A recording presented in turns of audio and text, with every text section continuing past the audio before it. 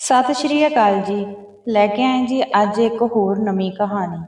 ਮੇਰਾ ਨਾਮ ਰੂਪਾ ਹੈ। ਮੈਂ ਆਪਣੇ ਮਾਪਿਓ ਦੀ 7 ਔਲਾਦਾਂ ਵਿੱਚੋਂ ਪਹਿਲੀ ਔਲਾਦ ਸੀ। ਬਦਕਿਸਮਤੀ ਨਾਲ ਮੇਰੇ ਮਾਂ-ਬਾਪ ਨੇ ਔਲਾਦ ਪੈਦਾ ਕਰਨ ਤੋਂ ਇਲਾਵਾ ਹੋਰ ਕੋਈ ਕੰਮ ਕੀਤਾ ਹੀ ਨਹੀਂ ਸੀ। ਸਾਡੇ ਘਰ ਵਿੱਚ ਬਹੁਤ ਗਰੀਬੀ ਸੀ ਤੇ ਸਾਨੂੰ ਰੋਟੀ ਵੀ ਨਸੀਬ ਨਹੀਂ ਸੀ ਹੁੰਦੀ। ਇਹਨਾਂ ਹਾਲਾਤਾਂ ਵਿੱਚ ਹੀ ਮੈਂ ਜਵਾਨ ਹੋਈ। ਮੈਂ ਸੋਚਦੀ ਸੀ ਕਿ ਮੇਰੇ ਮਾਂ-ਬਾਪ ਕੋਲ ਤਾਂ ਇੰਨਾ ਪੈਸਾ ਵੀ ਨਹੀਂ ਕਿ ਉਹ ਮੇਰਾ ਵਿਆਹ ਕਰ ਸਕਣਗੇ। ਮੈਨੂੰ ਲੱਗਦਾ ਸੀ ਕਿ ਮੇਰੀ ਸਾਰੀ ਜ਼ਿੰਦਗੀ ਆਪਣੇ ਪੇਕੇ ਘਰ ਹੀ ਲੰਘੇਗੀ।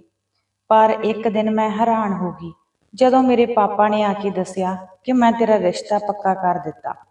ਤੇ ਮੇਰੇ ਪਾਪਾ ਕਹਿਣ ਲੱਗੇ ਕਿ ਮੁੰਡੇ ਦੀ ਉਮਰ ਬਹੁਤ ਜ਼ਿਆਦਾ ਹੈ ਪਰ ਉਸ ਕੋਲ ਪੈਸਾ ਬਹੁਤ ਹੈ। ਇਹ ਗੱਲ ਸੁਣ ਕੇ ਮੈਂ ਰੋ ਪਈ। ਮੈਂ ਗਰੀਬ ਜ਼ਰੂਰ ਸੀ ਪਰ ਮੈਂ ਹੈ ਤਾਂ ਲੜਕੀ ਸੀ, ਕਿਉਂਕਿ ਮੇਰੇ ਵੀ ਅਰਮਾਨ ਸੀ ਕਿ ਮੇਰਾ ਘਰ ਵਾਲਾ ਖੂਬਸੂਰਤ ਸੋਹਣਾ ਹੋਵੇ। ਜਿਸ ਦੇ ਨਾਲ ਮੇਰਾ ਰਿਸ਼ਤਾ ਪੱਕਾ ਕੀਤਾ ਸੀ ਉਹ ਸੇਠ ਬੁੜਾ ਸੀ ਤੇ ਉਸ ਦੀ ਉਮਰ ਵੀ ਬਹੁਤ ਜ਼ਿਆਦਾ ਸੀ। ਭਾਵੇਂ ਉਸ ਕੋਲ ਪੈਸੇ ਸਨ ਪਰ ਕੋਈ ਵੀ ਲੜਕੀ ਨਹੀਂ ਚਾਹੁੰਦੀ ਕਿ ਉਸ ਦਾ ਵਿਆਹ ਕਿਸੇ ਬੁੱਢੇ ਬੰਦੇ ਨਾਲ ਹੋਵੇ। ਉਹ ਵਿਆਹਿਆ ਸੀ ਤੇ 3 ਬੱਚਿਆਂ ਦਾ ਪਿਓ ਸੀ। ਉਸ ਦੀ ਘਰਵਾਲੀ ਦੀ ਮੌਤ ਹੋ ਚੁੱਕੀ ਸੀ ਤੇ ਉਸ ਨੂੰ 1 ਸਾਲ ਹੋ ਗਿਆ ਸੀ। ਉਹਨੇ ਵਿਆਹ ਕਰਾਉਣ ਦੀ ਬਹੁਤ ਕੋਸ਼ਿਸ਼ ਕੀਤੀ ਪਰ ਕੋਈ ਵੀ ਉਸ ਨੂੰ ਕੁੜੀ ਦੇਣ ਲਈ ਤਿਆਰ ਨਹੀਂ ਸੀ। ਪਰ ਮੇਰੇ ਮਾਂ-ਪਿਓ ਬਹੁਤ ਆਸਾਨੀ ਨਾਲ ਹੀ ਮੰਨ ਗਏ, ਕਿਉਂਕਿ ਉਹਨਾਂ ਨੇ ਉਸ ਸੇਠ ਦਾ ਬਹੁਤ ਕਰਜ਼ਾ ਦੇਣਾ ਸੀ। ਜੇ ਮੇਰਾ ਉਸ ਦੇ ਨਾਲ ਵਿਆਹ ਹੋ ਜਾਂਦਾ ਤਾਂ ਉਸ ਨੇ ਕਰਜ਼ਾ ਵੀ ਮੁਆਫ ਕਰ ਦੇਣਾ ਸੀ। ਜਦੋਂ ਮੇਰਾ ਉਸ ਦੇ ਨਾਲ ਵਿਆਹ ਹੋਇਆ ਤਾਂ ਮੈਂ 20 ਸਾਲਾਂ ਦੀ ਸੀ ਤੇ ਉਹ 50 ਸਾਲਾਂ ਦਾ। ਮੇਰੇ ਮਾਂ-ਪਿਓ ਤਾਂ ਇੰਨੇ ਖੁਸ਼ ਸੀ ਜਿਵੇਂ ਉਹਨਾਂ ਨੇ ਮੇਰੇ ਲਈ ਕੋਈ ਸ਼ਹਿਜ਼ਾਦੇ ਦਾ ਰਿਸ਼ਤਾ ਆਇਆ ਹੋਵੇ। ਤੇ ਉਹਨਾਂ ਨੇ ਮੇਰਾ ਵਿਆਹ ਜ਼ਬਰਦਸਤੀ ਉਸ ਬੁੱਢੇ ਬੰਦੇ ਨਾਲ ਕਰ ਦਿੱਤਾ। ਮੇਰੇ ਘਰ ਵਾਲੇ ਦਾ ਨਾਮ ਲਾਲ ਦਾਸ ਸੀ। ਉਹ ਦੇਖਣ ਵਿੱਚ ਵੀ ਇੰਨਾ ਜ਼ਿਆਦਾ ਸੋਹਣਾ ਨਹੀਂ ਸੀ ਲੱਗਦਾ। ਉਸ ਦੀ ਇੱਕ ਬਹੁਤ ਵੱਡੀ ਕਰਿਆਨੇ ਦੀ ਦੁਕਾਨ ਸੀ। ਮੈਂ ਮਜਬੂਰ ਹੋ ਗਈ ਤੇ ਉਸ ਬੁੱਢੇ ਨੂੰ ਹੀ ਆਪਣਾ ਪਤੀ ਮੰਨ ਲਿਆ। ਇਸ ਤੋਂ ਸਿਵਾਏ ਹੋਰ ਕੋਈ ਚਾਰਾ ਵੀ ਨਹੀਂ ਸੀ। ਉਹਦੇ 2 ਮੁੰਡੇ ਤੇ ਇੱਕ ਛੋਟੀ ਕੁੜੀ ਸੀ। ਜਦੋਂ ਮੈਂ ਉਸ ਘਰ ਵਿੱਚ ਗਈ ਤਾਂ ਮੈਂ ਸੋਚ ਲਿਆ ਸੀ ਕਿ ਮੈਂ ਆਪਣੇ ਪਤੀ ਨੂੰ ਆਪਣੇ ਵੱਸ ਵਿੱਚ ਹੀ ਰੱਖਾਂਗੀ ਤੇ ਉਹ ਮੇਰੇ ਕਾਬੂ ਵਿੱਚ ਰਹੇ ਤੇ ਮੇਰੇ ਇਸ਼ਾਰਿਆਂ ਤੇ ਹੀ ਕੰਮ ਕਰੇ। ਉਸ ਦੇ ਬੱਚੇ ਵੀ ਜਵਾਨ ਸੀ। ਮੈਂ ਨਹੀਂ ਸੀ ਚਾਹੁੰਦੀ ਕਿ ਉਹ ਆਪਣੇ ਬੱਚਿਆਂ ਦੇ ਨਾਲ ਜ਼ਿਆਦਾ ਟਾਈਮ ਰਹੇ। ਮੈਨੂੰ ਜਦੋਂ ਵੀ ਮੌਕਾ ਮਿਲਦਾ ਮੈਂ ਉਸ ਦੇ ਨਾਲ ਪਿਆਰ ਭਰੀਆਂ ਗੱਲਾਂ ਕਰਦੀ ਤੇ ਉਸ ਨੂੰ ਕਦੇ ਵੀ ਇਹ ਅਹਿਸਾਸ ਨਹੀਂ ਸੀ ਹੋਣ ਦਿੱਤਾ ਕਿ ਉਹ ਮੇਰੀ ਉਮਰ ਨਾਲੋਂ ਵੱਡਾ ਹੈ। ਤੇ ਉਹ ਵੀ ਇੰਨਾ ਜ਼ਿਆਦਾ ਰੋਮਾਂਟਿਕ ਸੀ ਕਿ ਉਸ ਨੂੰ ਮੇਰੇ ਨਾਲ ਰੋਮਾਂਸ ਕਰਨ ਦਾ ਮੌਕਾ ਲੱਭਦਾ ਹੀ ਰਹਿੰਦਾ ਸੀ। ਘਰ ਵਿੱਚ ਬੱਚੇ ਜਵਾਨ ਹੋਣ ਕਾਰਨ ਅਸੀਂ ਚੋਰੀ ਛੁਪੇ ਇਹ ਸਭ ਕੁਝ ਕਰਦੇ ਸੀ। ਮੈਂ ਉਸ ਨੂੰ ਸੁਬਾਹ ਕਦੇ ਵੀ ਜਲਦੀ ਨਹੀਂ ਸੀ ਉਠਾਇਆ ਤੇ ਉਸ ਦੇ ਉੱਠਣ ਤੋਂ ਪਹਿਲਾਂ ਹੀ ਉਸ ਦੇ ਬੱਚਿਆਂ ਨੂੰ ਸਕੂਲ ਭੇਜ ਦਿੰਦੀ ਸੀ। ਜਦੋਂ ਬੱਚੇ ਸਕੂਲ ਤੋਂ ਵਾਪਸ ਆਉਂਦੇ ਤਾਂ ਮੈਂ ਉਸ ਨੂੰ ਕਿਸੇ ਨਾ ਕਿਸੇ ਕੰਮ ਲਈ ਬਾਜ਼ਾਰ ਭੇਜ ਦਿੰਦੀ ਤਾਂ ਕਿ ਉਹ ਆਪਣੇ ਬੱਚਿਆਂ ਦੇ ਨਾਲ ਜ਼ਿਆਦਾ ਟਾਈਮ ਨਾ ਰਹਿ ਸਕੇ। ਉਸ ਨੂੰ ਰਾਤ ਨੂੰ ਵੀ ਜਲਦੀ ਖਾਣਾ ਖਵਾ ਕੇ ਆਪਣੇ ਕਮਰੇ ਵਿੱਚ ਲੈ ਜਾਂਦੀ ਸੀ। ਉਹ ਤਾਂ ਸਾਹ ਵੀ ਮੇਰੀ ਮਰਜ਼ੀ ਨਾਲ ਲੈਂਦਾ ਸੀ। 3 ਬੱਚਿਆਂ ਦੇ ਬਾਵਜੂਦ ਵੀ ਮੇਰਾ ਪਤੀ ਬਹੁਤ ਜਵਾਨ ਸੀ। ਉਹ ਆਪਣੀ ਤਾਕਤ ਵਧਾਉਣ ਦੇ ਲਈ ਕੁਝ ਨਾ ਕੁਝ ਤਾਕਤਵਰ ਚੀਜ਼ਾਂ ਖਾਂਦਾ ਹੀ ਰਹਿੰਦਾ ਸੀ ਤੇ ਰਾਤ ਨੂੰ ਬਦਾਮ ਪੀਸ ਕੇ ਖਾਂਦਾ ਤੇ ਮੈਨੂੰ ਕਹਿੰਦਾ ਕਿ ਇਸ ਦੇ ਨਾਲ ਮੇਰੇ ਜਿਸਮ ਵਿੱਚ ਤਾਕਤ ਵਧੇਗੀ। ਜਦੋਂ ਮੇਰਾ ਉਸ ਦੇ ਨਾਲ ਵਿਆਹ ਹੋਇਆ ਸੀ ਤਾਂ ਉਸ ਦੀ ਛੋਟੀ ਬੇਟੀ 2 ਸਾਲ ਦੀ ਸੀ। ਇਸ ਦੇ ਲਈ ਮਜਬੂਰਨ ਉਸ ਕੁੜੀ ਨੂੰ ਮੈਨੂੰ ਹੀ ਪਾਲਣਾ ਪੈਂਦਾ ਸੀ। ਮੇਰੇ ਤੋਂ ਪਹਿਲਾਂ ਵਾਲਾ ਵਿਆਹ ਵੀ ਉਹਦੀ ਬਹੁਤ ਵੱਡੀ ਉਮਰ ਵਿੱਚ ਹੀ ਹੋਇਆ ਸੀ। ਛੋਟੀ ਕੁੜੀ ਸੀ ਤੇ ਉਸਦੇ ਬੇਟੇ ਵੱਡੇ ਸਨ। ਮੈਨੂੰ ਵੀ ਇਸ ਤਰ੍ਹਾਂ ਸੀ ਕਿ ਮੈਂ ਵੀ ਆਪਣੇ ਬੱਚੇ ਨੂੰ ਜਨਮ ਦੇਵਾਂ। ਮੈਂ ਦਿਨ ਗਿਣ ਕਿ ਆਪਣੀ ਪ੍ਰੈਗਨੈਂਟ ਹੋਣ ਦਾ ਇੰਤਜ਼ਾਰ ਕਰਦੀ ਰਹਿੰਦੀ ਸੀ। ਪਰ ਪਤਾ ਨਹੀਂ ਮੇਰੀ ਕਿਸਮਤ ਵਿੱਚ ਕੀ ਲਿਖਿਆ ਹੋਇਆ ਸੀ। ਮੈਨੂੰ ਜਿੰਨੀ ਖੁਆਇਸ਼ ਆਪਣੀ ਔਲਾਦ ਦੀ ਸੀ ਪਰ ਮੈਂ ਪ੍ਰੈਗਨੈਂਟ ਨਹੀਂ ਸੀ ਹੋ ਸਕੀ। ਮੇਰੇ ਵਿਆਹ ਨੂੰ 5 ਸਾਲ ਹੋ ਗਏ ਸਨ ਤੇ ਅਜੇ ਤੱਕ ਮੈਨੂੰ ਔਲਾਦ ਦਾ ਸੁੱਖ ਨਹੀਂ ਸੀ ਮਿਲਿਆ। ਫਿਰ ਜਦੋਂ ਮੈਂ ਡਾਕਟਰਾਂ ਨੂੰ ਆਪਣਾ ਚੈੱਕਅਪ ਕਰਵਾਇਆ ਤਾਂ ਡਾਕਟਰਾਂ ਨੇ ਦੱਸਿਆ ਕਿ ਤੁਹਾਡੇ ਬੱਚਾ ਨਹੀਂ ਹੋ ਸਕਦਾ। ਜਦੋਂ ਸਾਡੇ ਵਿਆਹ ਨੂੰ 2 ਸਾਲ ਹੋ ਗਏ ਤਾਂ ਮੈਂ ਆਪਣੇ ਪਤੀ ਨੂੰ ਜ਼ੋਰ ਦਿੱਤਾ ਕਿ ਤੂੰ ਆਪਣੇ ਬੇਟਿਆਂ ਨੂੰ ਵਿਦੇਸ਼ ਭੇਜ ਦੇ। ਉਹਨਾਂ ਨੇ ਇੱਥੇ ਪੜ੍ਹਾਈ ਪੂਰੀ ਕਰ ਲਈ ਸੀ ਤੇ ਉਸ ਤੋਂ ਬਾਅਦ ਉਹਨਾਂ ਨੂੰ ਪੜ੍ਹਾਈ ਦੇ ਤੌਰ ਤੇ ਹੀ ਵਿਦੇਸ਼ ਭੇਜ ਦਿੱਤਾ ਗਿਆ। ਮੇਰੇ ਘਰ ਵਾਲੇ ਦੀ ਇਹ ਖੁਆਇਸ਼ ਸੀ ਕਿ ਉਹ ਆਪਣੀ ਬੇਟੀ ਨੂੰ ਇੱਥੇ ਹੀ ਪੜ੍ਹਾਵੇਗਾ ਤੇ ਲਿਖਾਵੇਗਾ। ਇਸ ਕਰਕੇ ਮੈਂ ਉਸ ਦੀ ਹਾਂ ਵਿੱਚ ਹਾਂ ਭਰ ਦਿੱਤੀ, ਕਿਉਂਕਿ ਜਦੋਂ ਮੈਨੂੰ ਪਤਾ ਲੱਗਿਆ ਸੀ ਕਿ ਮੈਂ ਮਾਂ ਨਹੀਂ ਬਣ ਸਕਦੀ ਤਾਂ ਮੈਨੂੰ ਉਸ ਛੋਟੀ ਕੁੜੀ ਨਾਲ ਹੀ ਪਿਆਰ ਹੋ ਗਿਆ ਸੀ। ਪਰ ਮੈਨੂੰ ਨਹੀਂ ਸੀ ਪਤਾ ਕਿ ਮੇਰੀ ਜ਼ਿੰਦਗੀ ਬਰਬਾਦ ਕਰਨ ਵਿੱਚ ਮੇਰੇ ਘਰ ਵਾਲੇ ਦਾ ਹੀ ਹੱਥ ਸੀ। ਇੱਕ ਦਿਨ ਉਹ ਆਪਣੇ ਦੋਸਤ ਦੇ ਨਾਲ ਗੱਲ ਕਰ ਰਿਹਾ ਸੀ ਤਾਂ ਮੈਂ ਘਰ ਤੋਂ ਬਾਹਰ ਸੀ, ਤੇ ਜਦੋਂ ਮੈਂ ਘਰ ਆਈ ਤਾਂ ਉਹ ਕਿਸੇ ਦੇ ਨਾਲ ਫੋਨ ਤੇ ਗੱਲਾਂ ਕਰ ਰਿਹਾ ਸੀ ਤੇ ਉਸਦੇ ਮੂੰਹੋਂ ਮੇਰਾ ਨਾਮ ਨਿਕਲਿਆ ਤੇ ਮੈਂ ਆਪਣਾ ਨਾਮ ਸੁਣ ਕੇ ਉੱਥੇ ਹੀ ਰੁਕ ਗਈ। ਮੈਂ ਅੰਦਰ ਨਾ ਗਈ ਕਿਉਂਕਿ ਮੈਂ ਸੁਣਨਾ ਚਾਹੁੰਦੀ ਸੀ ਕਿ ਉਹ ਮੇਰੇ ਬਾਰੇ ਵਿੱਚ ਕੀ ਗੱਲ ਕਰ ਰਹੇ ਨੇ। ਤਾਂ ਉਹ ਕਿਸੇ ਨੂੰ ਫੋਨ ਤੇ ਇਹ ਕਹਿ ਰਹੇ ਸੀ ਕਿ ਰੂਪਾ ਬਾਜ਼ਾਰ ਗਈ ਹੈ, ਮੇਰੀ ਬੇਟੀ ਦੇ ਲਈ ਕੱਪੜੇ ਖਰੀਦ ਕੇ ਲਿਆਵੇਗੀ। ਤੇ ਫਿਰ ਉਹ ਕਹਿਣ ਲੱਗੇ ਕਿ ਹਾਂ ਯਾਰ, ਉਸਨੇ ਮੇਰੇ 3 ਬੱਚਿਆਂ ਦੀ ਪਰਵਰਿਸ਼ ਬਹੁਤ ਚੰਗੀ ਕੀਤੀ ਹੈ। ਜੇ ਉਸਦੇ ਆਪਣੀ ਔਲਾਦ ਹੋ ਜਾਂਦੀ ਤਾਂ ਉਸਨੇ ਮੇਰੇ ਬੱਚਿਆਂ ਨੂੰ ਪਿਆਰ ਨਹੀਂ ਸੀ ਕਰਨਾ ਤੇ ਉਸਨੇ ਮੇਰੇ ਬੱਚਿਆਂ ਦੇ ਨਾਲ ਫਰਕ ਵੀ ਰੱਖਣਾ ਸੀ। ਇਸ ਕਰਕੇ ਮੈਂ ਇਸ ਕੰਮ ਦਾ ਪਹਿਲਾਂ ਹੀ ਇੰਤਜ਼ਾਮ ਕਰ ਦਿੱਤਾ ਸੀ ਤੇ ਮੈਂ ਉਸ ਨੂੰ ਰਾਤ ਨੂੰ ਦੁੱਧ ਦੇ ਵਿੱਚ ਗਰਭਵਤੀ ਨਾ ਹੋਣ ਵਾਲੀਆਂ ਗੋਲੀਆਂ ਘੋਲ ਕੇ ਪਿਲਾ ਦਿੰਦਾ ਸੀ। ਉਸ ਨੂੰ ਤਾਂ ਪਤਾ ਹੀ ਨਹੀਂ ਸੀ ਕਿ ਉਸ ਦੇ ਨਾਲ ਮੈਂ ਕੀ ਕਰ ਰਿਹਾ। ਜੇ ਮੈਂ ਉਸ ਨੂੰ ਵਿਆਹ ਤੋਂ ਪਹਿਲਾਂ ਇਹ ਗੱਲ ਕਹਿੰਦਾ ਤਾਂ ਸ਼ਾਇਦ ਉਸਨੇ ਮੇਰੇ ਨਾਲ ਵਿਆਹ ਹੀ ਨਹੀਂ ਸੀ ਕਰਵਾਉਣਾ, ਕਿਉਂਕਿ ਕੋਈ ਵੀ ਔਰਤ ਵਿਆਹ ਤੋਂ ਬਾਅਦ ਆਪਣਾ ਹੀ ਬੱਚਾ ਚਾਹੁੰਦੀ ਹੈ। ਜਦੋਂ ਮੈਂ ਆਪਣੇ ਘਰ ਵਾਲੇ ਦੇ ਮੂੰਹੋਂ ਇਹ ਗੱਲ ਸੁਣੀ ਤਾਂ ਮੇਰੇ ਤਾਂ ਪੈਰਾਂ ਹੇਠੋਂ ਜ਼ਮੀਨ ਨਿਕਲ ਗਈ। ਮੇਰੇ ਸਿਰ ਨੂੰ ਚੱਕਰ ਆਉਣੇ ਸ਼ੁਰੂ ਹੋ ਗਏ। ਪਰ ਮੇਰਾ ਘਰ ਵਾਲਾ ਆਪਣੇ ਦੋਸਤ ਦੇ ਨਾਲ ਹੱਸ-ਹੱਸ ਕੇ ਗੱਲਾਂ ਕਰ ਰਿਹਾ ਸੀ। ਮੈਨੂੰ ਅੱਜ ਪਤਾ ਲੱਗਿਆ ਸੀ ਕਿ ਮੇਰੇ ਬਾਂਝ ਹੋਣ ਪਿੱਛੇ ਮੇਰੇ ਘਰ ਵਾਲੇ ਦਾ ਹੀ ਹੱਥ ਸੀ। ਉਸਨੇ ਮੈਨੂੰ ਐਡਾ ਵੱਡਾ ਧੋਖਾ ਦਿੱਤਾ, ਪਰ ਮੈਂ ਇਹ ਧੋਖਾ ਬਰਦਾਸ਼ਤ ਨਹੀਂ ਸੀ ਕਰ ਸਕਦੀ। ਮੈਨੂੰ ਆਪਣੇ ਸਹੁਰੇ ਘਰ ਵਿੱਚ ਆਈ ਨੂੰ 8 ਸਾਲ ਹੋ ਗਏ ਸਨ ਤੇ ਮੈਨੂੰ 8 ਸਾਲਾਂ ਦੇ ਵਿੱਚ ਧੋਖਾ ਹੀ ਮਿਲਿਆ ਸੀ। ਮੈਂ ਵੀ ਇਹ ਸੋਚਦੀ ਸੀ ਕਿ ਮੇਰਾ ਘਰ ਵਾਲਾ ਮੇਰੇ ਨਾਲ ਸਰੀਰਕ ਸੰਬੰਧ ਤਾਂ ਬਣਾਉਂਦਾ ਹੈ, ਪਰ ਮੈਂ ਅਜੇ ਤੱਕ ਪ੍ਰੈਗਨੈਂਟ ਕਿਉਂ ਨਹੀਂ ਸੀ ਹੋਈ। ਮੈਨੂੰ ਨਹੀਂ ਸੀ ਪਤਾ ਕਿ ਉਸ ਨੇ ਇਸ ਪਿੱਛੇ ਬਹੁਤ ਵੱਡਾ ਰਾਜ ਰੱਖਿਆ ਹੋਇਆ ਸੀ। ਫਿਰ ਮੈਂ ਆਪਣੇ ਮਨ ਵਿੱਚ ਸੋਚਿਆ ਕਿ ਮੈਂ ਇਸ ਗੱਲ ਨੂੰ ਆਪਣੇ ਤੱਕ ਹੀ ਰੱਖਾਂਗੀ। ਜੇ ਮੈਂ ਇਹ ਗੱਲ ਕਿਸੇ ਹੋਰ ਨੂੰ ਦੱਸ ਦਿੰਦੀ ਤਾਂ ਸ਼ਾਇਦ ਮੈਂ ਕੁਝ ਵੀ ਨਹੀਂ ਸੀ ਕਰ ਸਕਦੀ। ਇਸ ਕਰਕੇ ਮੈਂ ਚੁੱਪ ਹੀ ਧਾਰ ਲਈ ਤੇ ਆਪਣੇ ਮਨ ਵਿੱਚ ਸੋਚ ਲਿਆ ਸੀ ਕਿ ਮੈਂ ਇਸ ਨੂੰ ਹੁਣ ਸਜ਼ਾ ਦਵਾ ਕੇ ਹੀ ਰਹਾਂਗੀ ਤੇ ਸਜ਼ਾ ਵੀ ਮੈਂ ਆਪਣੇ ਤਰੀਕੇ ਨਾਲ ਹੀ ਦੇਵਾਂਗੀ। ਫਿਰ ਇੱਕ ਦਿਨ ਮੈਂ ਉਸ ਦੇ ਵੱਡੇ ਬੇਟੇ ਨੂੰ ਫੋਨ ਕਰਕੇ ਕਿਹਾ ਕਿ ਤੁਸੀਂ ਆਪਣੇ ਪਾਪਾ ਨੂੰ ਆਪਣੇ ਕੋਲ ਬੁਲਾ ਲਵੋ, ਕਿਉਂਕਿ ਉਹ ਹੁਣ ਉੱਥੇ ਦੇ ਪੱਕੇ ਹੋ ਗਏ ਸਨ ਤੇ ਉਹਨਾਂ ਦਾ ਕੰਮ ਵੀ ਵਧੀਆ ਚੱਲ ਰਿਹਾ ਸੀ। ਮੈਂ ਉਸ ਦੇ ਵੱਡੇ ਬੇਟੇ ਨੂੰ ਆਪਣੀਆਂ ਗੱਲਾਂ ਵਿੱਚ ਹੀ ਉਲਝਾ ਲਿਆ ਤੇ ਉਹ ਮੇਰੀ ਗੱਲ ਮੰਨਣ ਨੂੰ ਤਿਆਰ ਹੋ ਗਿਆ। ਮੈਂ ਇੱਕ ਅਜਿਹੀ ਚਾਲ ਚੱਲੀ ਤੇ ਉਸਨੇ ਹਾਂ ਕਰ ਦਿੱਤੀ ਤੇ ਉਸਨੇ ਆਪਣੇ ਪਾਪਾ ਨੂੰ ਆਪਣੇ ਕੋਲ ਆਉਣ ਲਈ ਖੁਦ ਹੀ ਮਨਾ ਲਿਆ। 2-3 ਮਹੀਨਿਆਂ ਦੇ ਅੰਦਰ ਅੰਦਰ ਮੇਰਾ ਘਰ ਵਾਲਾ ਬਾਹਰ ਚਲਾ ਗਿਆ। ਹੁਣ ਮੈਂ ਤੇ ਮੇਰੇ ਘਰ ਵਾਲੇ ਦੀ ਕੁੜੀ, ਅਸੀਂ ਦੋਨੋਂ ਹੀ ਘਰ ਵਿੱਚ ਰਹਿ ਗਈਆਂ ਸੀ। ਮੈਂ ਆਪਣੇ ਪਤੀ ਤੋਂ ਬਦਲਾ ਲੈਣਾ ਸੀ, ਇਸ ਕਰਕੇ ਉਸ ਦੀ 16 ਸਾਲਾਂ ਦੀ ਕੁੜੀ ਦਾ ਵਿਆਹ ਕਿਸੇ ਬੁੱਢੇ ਨਾਲ ਕਰਵਾਉਣ ਦਾ ਸੋਚਿਆ। ਮੈਂ ਸੋਚਿਆ ਕਿ ਜੇਕਰ ਇਸ ਦੇ ਦਿਲ ਤੇ ਸੱਟ ਲੱਗੇਗੀ ਤਾਂ ਫੇਰ ਹੀ ਇਸ ਨੂੰ ਪਤਾ ਲੱਗੂਗਾ ਕਿ ਕਿਵੇਂ ਕਿਸੇ ਦੇ ਨਾਲ ਧੋਖਾ ਕਰੀਦਾ। ਮੈਂ 70 ਸਾਲਾਂ ਦੇ ਬੁੱਢੇ ਨਾਲ ਜ਼ਬਰਦਸਤੀ ਉਸ ਦਾ ਵਿਆਹ ਕਰ ਦਿੱਤਾ। ਇਸ ਵਿੱਚ ਮੇਰਾ ਹੀ ਫਾਇਦਾ ਸੀ, ਕਿਉਂਕਿ ਉਹ ਬੁੱਢਾ ਵੀ ਬਹੁਤ ਅਮੀਰ ਸੀ। ਉਸ ਬੁੱਢੇ ਨੇ ਵਿਆਹ ਦੇ ਬਦਲੇ ਮੈਨੂੰ 5 ਲੱਖ ਰੁਪਏ ਦਿੱਤੇ।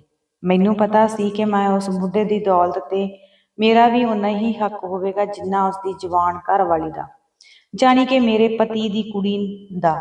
ਮੈਂ ਸੋਚਿਆ ਕਿਸੇ ਨਾ ਕਿਸੇ ਤਰੀਕੇ ਉਸ ਬੁੱਢੇ ਨੂੰ ਵੀ ਆਪਣੇ ਵੱਸ ਵਿੱਚ ਕਰ ਲਵਾਂਗੀ ਤੇ ਉਸ ਦੀ ਸਾਰੀ ਦੌਲਤ ਆਪਣੇ ਨਾਮ ਕਰਵਾ ਲਵਾਂਗੀ। ਉਸ ਬੁੱਢੇ ਦੀ 70 ਸਾਲਾਂ ਵਿੱਚ ਵੀ ਉਮਰ ਬਹੁਤ ਵਧੀਆ ਦਿਖਾਈ ਦੇ ਰਹੀ ਸੀ। ਉਹ ਦੇਖਣ ਵਿੱਚ 70 ਸਾਲਾਂ ਦਾ ਨਹੀਂ ਸੀ ਲੱਗਦਾ। ਜਦੋਂ ਉਹ ਪਹਿਲੀ ਵਾਰ ਸਾਡੇ ਘਰ ਆਇਆ ਤਾਂ ਮੈਂ ਉਸ ਨੂੰ ਕਿਹਾ ਕਿ ਤੁਸੀਂ ਤਾਂ ਦੇਖਣ ਵਿੱਚ ਬਹੁਤ ਵਧੀਆ ਲੱਗਦੇ ਹੋ, ਕੀ ਖਾਂਦੇ ਹੋ, ਕਿ ਅਜੇ ਤੱਕ ਤੁਹਾਡੇ ਬੁਢਾਪਾ ਹੀ ਨਹੀਂ ਆਇਆ। ਤਾਂ ਉਹ ਹੱਸਦਾ ਹੋਇਆ ਕਹਿਣ ਲੱਗਿਆ ਕਿ ਇਹ ਗੱਲਾਂ ਛੱਡੋ, ਇਹ ਤਾਂ ਖਾਨਦਾਨੀ ਰਾਜ ਹੈ। ਇਸ ਰਾਜ ਬਾਰੇ ਮੈਂ ਕਿਸੇ ਨੂੰ ਨਹੀਂ ਦੱਸ ਸਕਦਾ। ਉਹ ਖਾਨਦਾਨੀ ਅਮੀਰ ਸੀ ਤੇ ਉਸਦਾ ਘਰ ਇੱਕ ਮਹਿਲ ਦੀ ਤਰ੍ਹਾਂ ਸੀ। ਮੈਂ ਵੀ ਇਹ ਸੋਚ ਲਿਆ ਸੀ ਕਿ ਮੈਂ ਆਪਣੀ ਕੁੜੀ ਦੇ ਵਿਆਹ ਤੋਂ ਬਾਅਦ ਵੀ ਉਸਦੇ ਨਾਲ ਉਸਦੇ ਘਰ ਵਿੱਚ ਹੀ ਰਹਾਂਗੀ, ਕਿਉਂਕਿ ਮੈਂ ਵੀ ਚਾਹੁੰਦੀ ਸੀ ਕਿ ਮੈਂ ਵੀ ਸ਼ਾਹੀ ਜ਼ਿੰਦਗੀ ਜਿਉਂ ਕੇ ਦੇਖਾਂ। ਮੇਰੇ ਘਰ ਵਾਲੇ ਦੀ ਕੁੜੀ 16 ਸਾਲਾਂ ਵਿੱਚ ਵੀ ਬਹੁਤ ਮਾਸੂਮ ਸੀ। ਉਸ ਨੂੰ ਇਸ ਬਾਰੇ ਹਜੇ ਤੱਕ ਕੁਝ ਵੀ ਨਹੀਂ ਸੀ ਪਤਾ। ਉਹ ਦਿਮਾਗ ਤੌਰ ਤੇ ਬਹੁਤ ਭੋਲੀ ਭਾਲੀ ਸੀ। ਉਸਨੇ ਇਸ ਵਿਆਹ ਤੋਂ ਇੱਕ ਵਾਰ ਵੀ ਇਨਕਾਰ ਨਹੀਂ ਸੀ ਕਰਿਆ ਤੇ ਮੇਰੀ ਮਰਜ਼ੀ ਨਾਲ ਉਸ ਬੁੱਢੇ ਨਾਲ ਵਿਆਹ ਕਰਵਾ ਲਿਆ ਸੀ। ਉਸਨੇ ਮੇਰੇ ਕਹਿਣ ਤੇ ਨਾ ਤਾਂ ਆਪਣੇ ਪਿਓ ਨੂੰ ਤੇ ਨਾ ਹੀ ਆਪਣੇ ਭਰਾਵਾਂ ਨੂੰ ਆਪਣੇ ਵਿਆਹ ਬਾਰੇ ਦੱਸਿਆ ਸੀ। ਉਹਨਾਂ ਦੇ ਵਿਆਹ ਦੀ ਪਹਿਲੀ ਰਾਤ ਸੀ, ਜਾਣੀ ਕਿ ਸੁਹਾਗ ਰਾਤ ਸੀ। ਮੈਂ ਵੀ ਉਸ ਟਾਈਮ ਉਹਨਾਂ ਦੇ ਘਰ ਵਿੱਚ ਹੀ ਸੀ। ਜਦੋਂ ਰਾਤ ਹੋਈ ਤਾਂ ਉਹ ਬੁੱਢਾ ਅਮੀਰ ਬੰਦਾ ਆਪਣੀ ਨਵੀਂ ਵਿਆਹੀ ਪਤਨੀ ਦੇ ਕਮਰੇ ਵਿੱਚ ਜਾਣ ਦੀ ਬਜਾਏ ਚੋਰੀ ਰਸੋਈ ਵਿੱਚ ਗਿਆ। ਮੈਂ ਹੈਰਾਨ ਸੀ ਕਿ ਉਹ ਇਸ ਟਾਈਮ ਅੱਧੀ ਰਾਤ ਨੂੰ ਰਸੋਈ ਵਿੱਚ ਕੀ ਕਰਦਾ ਹੋਵੇਗਾ। ਤਾਂ ਮੈਂ ਉਸ ਦੇ ਪਿੱਛੇ ਪਿੱਛੇ ਦੱਬੇ ਪੈਰੀ ਰਸੋਈ ਵਿੱਚ ਦੇਖਣ ਲੱਗੀ। ਮੈਂ ਤਾਂ ਦੇਖ ਕੇ ਹੈਰਾਨ ਰਹਿ ਗਈ ਕਿ ਲੋਕ ਤਾਂ ਵਿਆਹ ਵਾਲੀ ਰਾਤ ਦੁੱਧ ਪੀਂਦੇ ਹਨ, ਪਰ ਉਹ ਲੱਸੀ ਪੀ ਰਿਹਾ ਸੀ। ਉਸਨੇ ਆਪਣੀ ਲੱਸੀ ਦੇ ਵਿੱਚ ਇੱਕ ਅਜੀਬ ਤਰ੍ਹਾਂ ਦੀ ਚੀਜ਼ ਮਿਲਾਈ ਸੀ। ਉਹ ਚੀਜ਼ ਨੂੰ ਲੱਸੀ ਵਿੱਚ ਮਿਲਾਉਣ ਤੋਂ ਬਾਅਦ ਉਸਨੇ ਆਪਣੀ ਜੇਬ ਵਿੱਚ ਹੀ ਰੱਖ ਲਿਆ ਸੀ ਤੇ ਲੱਸੀ ਪੀਣ ਤੋਂ ਬਾਅਦ ਉਹ ਆਪਣੇ ਕਮਰੇ ਵਿੱਚ ਚਲਾ ਗਿਆ। ਉਸ ਬੁੱਢੇ ਬੰਦੇ ਦਾ ਕੋਈ ਵੀ ਰਿਸ਼ਤੇਦਾਰ ਨਹੀਂ ਸੀ। ਜੋ ਵੀ ਉਸਦੇ ਰਿਸ਼ਤੇਦਾਰ ਸਨ, ਉਹ ਉਸਦੀ ਜਾਣ ਪਹਿਚਾਣ ਵਾਲੇ ਦੋਸਤ ਮਿੱਤਰ ਹੀ ਸਨ। ਉਹ ਦਿਨ ਦੇ ਟਾਈਮ ਹੀ ਆਪਣੇ ਘਰਾਂ ਵਿੱਚ ਜਾ ਚੁੱਕੇ ਸਨ ਤੇ ਰਾਤ ਨੂੰ ਉਹਨਾਂ ਦੇ ਘਰ ਵਿੱਚ ਕੋਈ ਨਹੀਂ ਸੀ। ਸਿਰਫ ਉਸਦਾ ਇੱਕ ਭਾਂਜਾ ਹੀ ਸੀ ਜੋ ਇੱਕ ਉਸਦਾ ਆਪਣਾ ਖਾਸ ਰਿਸ਼ਤੇਦਾਰ ਸੀ, ਤੇ ਉਹ ਵੀ ਮੈਨੂੰ ਵਿਆਹ ਵਾਲੇ ਦਿਨ ਹੀ ਨਜ਼ਰ ਆਇਆ ਸੀ। ਉਸ ਤੋਂ ਬਾਅਦ ਮੈਂ ਉਸ ਨੂੰ ਕਦੇ ਵੀ ਨਹੀਂ ਸੀ ਦੇਖਿਆ। ਉਸ ਦਾ ਇਸ ਤਰ੍ਹਾਂ ਲੱਸੀ ਪੀਣਾ ਕੋਈ ਵੱਡੀ ਗੱਲ ਨਹੀਂ ਸੀ, ਪਰ ਹੁਣ ਤਾਂ ਉਸਦਾ ਇਹ ਹਰ ਰੋਜ਼ ਦਾ ਹੀ ਕੰਮ ਸੀ ਕਿ ਉਹ ਆਪਣੀ ਜਵਾਨ ਪਤਨੀ ਦੇ ਕਮਰੇ ਵਿੱਚ ਜਾਣ ਤੋਂ ਪਹਿਲਾਂ ਲੱਸੀ ਪੀਂਦਾ ਸੀ ਤੇ ਜੋ ਚੀਜ਼ ਮਿਲਾਉਂਦਾ ਸੀ ਉਸ ਨੂੰ ਆਪਣੀ ਜੇਬ ਵਿੱਚ ਹੀ ਰੱਖ ਲੈਂਦਾ ਸੀ।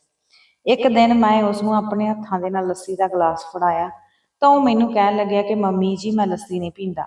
ਮੈਨੂੰ ਉਸ ਦੀ ਇਹ ਗੱਲ ਸੁਣ ਕੇ ਬਹੁਤ ਗੁੱਸਾ ਆਇਆ, ਪਰ ਮੈਂ ਆਪਣੇ ਗੁੱਸੇ ਨੂੰ ਅੰਦਰੇ ਅੰਦਰ ਹੀ ਪੀ ਲਿਆ। ਪਰ ਮੇਰੇ ਤੋਂ ਇਹ ਬਰਦਾਸ਼ਤ ਨਹੀਂ ਸੀ ਹੋਇਆ ਕਿ ਉਹ ਮੇਰੇ ਤੋਂ ਤਾਂ ਉਮਰ ਵਿੱਚ ਵੱਡਾ ਸੀ ਤੇ ਮੈਨੂੰ ਆਪਣੀ ਸੱਸ ਮੰਨ ਰਿਹਾ ਸੀ। ਜੇ ਉਹ ਮੇਰੇ ਤੋਂ ਉਮਰ ਵਿੱਚ ਛੋਟਾ ਹੁੰਦਾ ਤਾਂ ਉਹ ਮੈਨੂੰ ਮੰਮੀ ਕਹਿ ਸਕਦਾ ਸੀ, ਪਰ ਮੈਂ ਤਾਂ ਉਸ ਤੋਂ ਜਵਾਨ ਸੀ ਤੇ ਮੈਂ ਨਹੀਂ ਸੀ ਚਾਹੁੰਦੀ ਕਿ ਉਹ ਮੈਨੂੰ ਮੰਮੀ ਕਹਿ ਕੇ ਬੁਲਾਵੇ। ਪਤਾ ਨਹੀਂ ਕਿਉਂ ਉਸਨੇ ਮੇਰੇ ਹੱਥੋਂ ਲੱਸੀ ਨਹੀਂ ਸੀ ਪੀਤੀ, ਪਰ ਉਹ ਰੋਜ਼ ਰਾਤ ਨੂੰ ਆਪਣੀ ਜਵਾਨ ਘਰਵਾਲੀ ਦੇ ਕਮਰੇ ਵਿੱਚ ਜਾਣ ਤੋਂ ਪਹਿਲਾਂ ਲੱਸੀ ਜ਼ਰੂਰ ਪੀਂਦਾ ਸੀ। ਇਹ ਗੱਲ ਮੈਨੂੰ ਬਹੁਤ ਪਰੇਸ਼ਾਨ ਕਰਦੀ ਸੀ। ਮੈਂ ਦੇਖਣਾ ਚਾਹੁੰਦੀ ਸੀ ਕਿ ਉਹ ਅਜਿਹੀ ਕਿਹੜੀ ਦਵਾਈ ਮਿਲਾ ਕੇ ਪੀਂਦਾ, ਪਰ ਉਹ ਦਵਾਈ ਕਦੇ ਵੀ ਮੇਰੇ ਹੱਥ ਨਹੀਂ ਸੀ ਲੱਗੀ। ਮੈਂ ਇੱਕ ਗੱਲ ਨੂੰ ਨੋਟ ਕੀਤਾ ਸੀ ਕਿ ਜਿਸ ਦਿਨ ਉਸਦਾ ਵਿਆਹ ਹੋਇਆ ਸੀ ਉਸ ਦਿਨ ਤਾਂ ਉਸਦੀ ਸ਼ਕਲ ਇੱਕ ਬੁੱਢਿਆਂ ਵਰਗੀ ਸੀ, ਪਰ ਉਸ ਤੋਂ ਬਾਅਦ ਉਹ ਜਵਾਨ ਹੋਣਾ ਸ਼ੁਰੂ ਹੋ ਗਿਆ ਸੀ। ਉਹ ਤਾਂ ਹੁਣ ਆਪਣੀ ਜਵਾਨ ਘਰਵਾਲੀ ਦੇ ਨਾਲ ਸੈਰ ਲਈ ਹੀ ਜਾਂਦਾ ਸੀ। ਕਿੱਥੋਂ ਉਸ ਤੋਂ ਤੁਰਿਆ ਹੀ ਨਹੀਂ ਸੀ ਜਾਂਦਾ ਤੇ ਹੁਣ ਉਹ ਸੈਰ ਕਰਦਾ, ਕਸਰਤ ਕਰਦਾ। ਮੈਨੂੰ ਸਮਝ ਨਹੀਂ ਸੀ ਆ ਰਹੀ ਕਿ ਉਹ ਵਿਆਹ ਤੋਂ ਬਾਅਦ ਬੁੱਢੇ ਤੋਂ ਜਵਾਨ ਹੋ ਰਿਹਾ ਸੀ। ਇੱਕ ਦਿਨ ਉਹਨਾਂ ਦੇ ਘਰ ਵਿੱਚ ਬਹੁਤੀ ਟਾਈਮ ਤੋਂ ਰਹਿੰਦੀ ਹੋਈ ਨੌਕਰਾਣੀ ਨੂੰ ਮੈਂ ਪੈਸੇ ਦੇ ਕੇ ਪੁੱਛਿਆ, ਪਰ ਜਦੋਂ ਉਸਦਾ ਜਵਾਬ ਸੁਣਿਆ ਤਾਂ ਮੈਂ ਹੋਰ ਵੀ ਉਲਝ ਗਈ। ਉਸ ਨੌਕਰਾਣੀ ਨੂੰ ਉਸਦੇ ਰਾਜ ਦਾ ਪਤਾ ਸੀ ਤੇ ਉਹ ਕਹਿਣ ਲੱਗੀ ਕਿ ਇਹ ਸਭ ਰਾਜ ਤਾਂ ਲੱਸੀ ਦਾ ਹੈ। ਤੇ ਉਹ ਕਹਿਣ ਲੱਗੀ ਕਿ ਜਦੋਂ ਇਹਨਾਂ ਦਾ ਪਹਿਲਾ ਵਿਆਹ ਹੋਇਆ ਸੀ ਤਾਂ ਉਦੋਂ ਵੀ ਇਹ ਹਰ ਰੋਜ਼ ਰਾਤ ਨੂੰ ਲੱਸੀ ਪੀ ਕੇ ਹੀ ਆਪਣੀ ਘਰਵਾਲੀ ਦੇ ਕਮਰੇ ਵਿੱਚ ਜਾਂਦੀ ਸੀ, ਕਿਉਂਕਿ ਉਹ ਨੌਕਰਾਣੀ ਉਹਨਾਂ ਦੇ ਬਹੁਤ ਟਾਈਮ ਤੋਂ ਘਰ ਵਿੱਚ ਕੰਮ ਕਰ ਰਹੀ ਸੀ ਤੇ ਉਸ ਨੂੰ ਉਸ ਘਰ ਦੀ ਇੱਕ ਇੱਕ ਗੱਲ ਦਾ ਪਤਾ ਸੀ। ਫਿਰ ਮੈਂ ਉਸ ਨੂੰ ਕਿਹਾ ਕਿ ਮੈਂ ਤਾਂ ਤੇਰੇ ਮਾਲਕ ਨੂੰ ਲੱਸੀ ਵਿੱਚ ਕੁਝ ਮਿਲਾਉਂਦੇ ਹੋਏ ਦੇਖਿਆ। ਉਹ ਅਜਿਹੀ ਕਿਹੜੀ ਚੀਜ਼ ਮਿਲਾ ਕੇ ਪੀਂਦੇ ਹਨ? ਉਹ ਮੇਰੀ ਗੱਲ ਸੁਣ ਕੇ ਚੁੱਪ ਹੋ ਗਈ ਤੇ ਕਹਿਣ ਲੱਗੀ ਕਿ ਇਸ ਗੱਲ ਦਾ ਤਾਂ ਮੈਨੂੰ ਵੀ ਨਹੀਂ ਪਤਾ, ਪਰ ਮੈਨੂੰ ਇੰਨਾ ਪਤਾ ਕਿ ਮਾਲਕ ਹਰ ਰੋਜ਼ ਮੇਰੇ ਕੋਲੋਂ ਹੀ ਲੱਸੀ ਮੰਗਵਾਉਂਦੇ ਹਨ। ਜਦੋਂ ਦਾ ਉਹਨਾਂ ਦਾ ਵਿਆਹ ਹੋਇਆ ਹੈ ਉਸ ਟਾਈਮ ਤੋਂ ਹੀ ਉਹ ਲੱਸੀ ਮੰਗਵਾ ਰਹੇ ਨੇ, ਪਰ ਮੈਂ ਨਹੀਂ ਸੀ ਪੁੱਛ ਸਕਦੀ ਕਿਉਂਕਿ ਮੈਂ ਤਾਂ ਨੌਕਰ ਹਾਂ। ਮੇਰੇ ਵਿੱਚ ਇੰਨੀ ਹਿੰਮਤ ਨਹੀਂ ਕਿ ਮੈਂ ਉਹਨਾਂ ਨੂੰ ਲੱਸੀ ਬਾਰੇ ਪੁੱਛ ਸਕਦੀ। ਤੇ ਉਹ ਕਹਿਣ ਲੱਗੀ ਕਿ ਸ਼ਾਇਦ ਉਹ ਕੋਈ ਮਰਦਾਨਾ ਤਾਕਤ ਵਾਲੀ ਦਵਾਈ ਹੀ ਮਿਲਾਉਂਦੇ ਹੋਣਗੇ। ਤੇ ਉਹ ਸ਼ਰਮਾਉਂਦੇ ਹੋਏ ਕਹਿਣ ਲੱਗੀ, ਫਿਰ ਹੀ ਉਹ ਆਪਣੇ 16 ਸਾਲਾਂ ਦੀ ਪਤਨੀ ਨੂੰ ਖੁਸ਼ ਕਰਦੇ ਨੇ। ਵੈਸੇ ਤਾਂ ਇਹ ਗੱਲ ਮੇਰੇ ਦਿਮਾਗ ਵਿੱਚ ਸੀ ਜੋ ਉਹ ਨੌਕਰਾਣੀ ਕਰ ਰਹੀ ਸੀ। ਉਹ 70 ਸਾਲ ਦਾ ਬੁੱਢਾ ਆਪਣੀ ਤਾਕਤ ਵਧਾਉਣਾ ਚਾਹੁੰਦਾ ਸੀ, ਪਰ ਮੈਂ ਇੱਕ ਗੱਲ ਤੋਂ ਹੈਰਾਨ ਸੀ ਕਿ ਮੇਰੀ ਸੌਤੇਲੀ ਕੁੜੀ ਵੀ ਆਪਣੇ ਘਰ ਵਾਲੇ ਤੋਂ ਪੂਰਾ ਖੁਸ਼ ਸੀ ਤੇ ਉਹ ਮੇਰੀਆਂ ਅੱਖਾਂ ਦੇ ਸਾਹਮਣੇ ਹਰ ਰੋਜ਼ ਆਪਣੇ ਬੁੱਢੇ ਘਰ ਵਾਲੇ ਨੂੰ ਬਾਹਾਂ ਵਿੱਚ ਬਾਹਾਂ ਪਾ ਕੇ ਬਾਹਰ ਘੁੰਮਣ ਲਈ ਲੈ ਕੇ ਜਾਂਦੀ ਸੀ। ਫਿਰ ਮੈਂ ਇੱਕ ਦਿਨ ਆਪਣੀ ਸਹੇਲੀ ਨਾਲ ਗੱਲ ਕਰ ਰਹੀ ਸੀ ਤੇ ਮੈਂ ਆਪਣੀ ਸਹੇਲੀ ਨੂੰ ਆਪਣੀ ਸੌਤੇਲੀ ਬੇਟੀ ਦੇ ਬਾਰੇ ਸਾਰੀ ਗੱਲ ਦੱਸੀ ਕਿ ਮੈਂ ਉਸ ਤੋਂ ਬਦਲਾ ਲੈਣਾ ਸੀ ਤੇ ਉਸਦਾ ਵਿਆਹ ਇੱਕ ਬੁੱਢੇ ਨਾਲ ਕਰ ਦਿੱਤਾ, ਕਿਉਂਕਿ ਮੈਂ ਹਰ ਗੱਲ ਆਪਣੀ ਉਸ ਸਹੇਲੀ ਨਾਲ ਸ਼ੇਅਰ ਕਰ ਲੈਂਦੀ ਸੀ। ਪਰ ਜਦੋਂ ਵੀ ਕੋਈ ਪਰੇਸ਼ਾਨੀ ਹੁੰਦੀ ਜਾਂ ਕੋਈ ਖੁਸ਼ੀ ਹੁੰਦੀ ਤਾਂ ਮੈਂ ਹਰ ਗੱਲ ਉਸ ਦੇ ਨਾਲ ਹੀ ਕਰਦੀ ਸੀ, ਕਿਉਂਕਿ ਮੇਰਾ ਹੋਰ ਇਸ ਦੁਨੀਆ ਵਿੱਚ ਕੋਈ ਨਹੀਂ ਸੀ।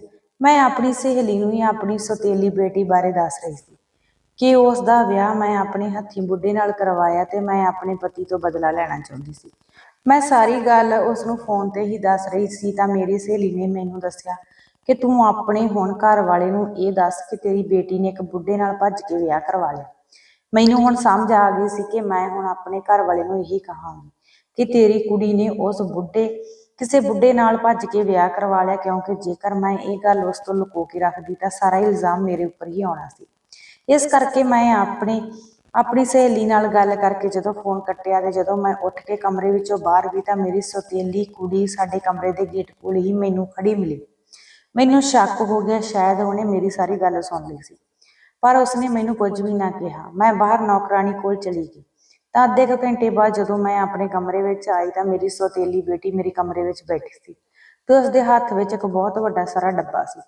ਮੈਂ ਉਸਨੂੰ ਦੇਖ ਕੇ ਹੈਰਾਨ ਰਹਿ ਗਈ ਕਿ ਆਖਰ ਉਹ ਡੱਬੇ ਵਿੱਚ ਕੀ ਲੈ ਕੇ ਆਈ ਸੀ। ਉਹ ਜਦੋਂ ਆਈ ਤਾਂ ਮੈਨੂੰ ਕਹਿਣ ਲੱਗੀ ਕਿ ਮੰਮੀ, ਮੈਂ ਤੁਹਾਡੇ ਤੋਂ ਕੁਝ ਮੰਗਣਾ ਚਾਹੁੰਦੀ ਹਾਂ ਤੇ ਇਸ ਦੇ ਬਦਲੇ ਮੈਂ ਤੁਹਾਨੂੰ ਕੀਮਤੀ ਚੀਜ਼ ਦੇਵਾਂਗੀ। ਮੈਂ ਉਸਨੂੰ ਕਿਹਾ ਕਿ ਕੀ ਮੰਗਣਾ ਚਾਹੁੰਦੀ ਹੈ? ਤੇਰੇ ਕੋਲ ਤਾਂ ਸਭ ਕੁਝ ਹੈ, ਕਿਉਂਕਿ ਤੇਰੇ ਪਤੀ ਨੇ ਤਾਂ ਤੈਨੂੰ ਬਹੁਤ ਸਾਰਾ ਸੋਨਾ ਤੇ ਨਗਦ ਰੁਪਏ ਵਿਆਹ ਵਾਲੇ ਦਿਨ ਹੀ ਦੇ ਦਿੱਤੇ ਸੀ। ਤਾਂ ਉਹ ਕਹਿਣ ਲੱਗੀ ਕਿ ਸੋਨਾ ਤੇ ਰੁਪਏ ਤਾਂ ਮੇਰੇ ਕੋਲ ਬਹੁਤ ਹਨ, ਪਰ ਜੇਕਰ ਮੇਰੇ ਕਹੇ ਮੁਤਾਬਕ ਤੁਸੀਂ ਚੱਲੋਗੇ ਤਾਂ ਮੈਂ ਤੁਹਾਨੂੰ ਇਹ ਕੀਮਤੀ ਹੀਰਿਆਂ ਦਾ ਹਾਰ ਦੇਵਾਂਗੀ। ਜਦੋਂ ਉਸਨੇ ਡੱਬਾ ਖੋਲ੍ਹਿਆ ਤਾਂ ਉਸ ਵਿੱਚ ਬਹੁਤ ਹੀ ਕੀਮਤੀ ਹੀਰਿਆਂ ਦਾ ਹਾਰ ਸੀ। ਮੈਂ ਉਹ ਹਾਰ ਦੇਖ ਕੇ ਚੌਂਕ ਗਈ। ਜਦੋਂ ਮੈਂ ਹੱਥ ਲਗਾ ਕੇ ਹੀਰਿਆਂ ਦੇ ਹਾਰ ਨੂੰ ਦੇਖ ਰਹੀ ਸੀ ਤਾਂ ਮੈਨੂੰ ਉਹ ਕਹਿਣ ਲੱਗੀ ਕਿ ਮੰਮੀ, ਤੁਸੀਂ ਕਦੇ ਵੀ ਪਾਪਾ ਨੂੰ ਇਹ ਗੱਲ ਨਹੀਂ ਦੱਸੋਗੇ ਕਿ ਮੇਰਾ ਵਿਆਹ ਕਿਸੇ ਬੁੱਢੇ ਨਾਲ ਹੋ ਗਿਆ।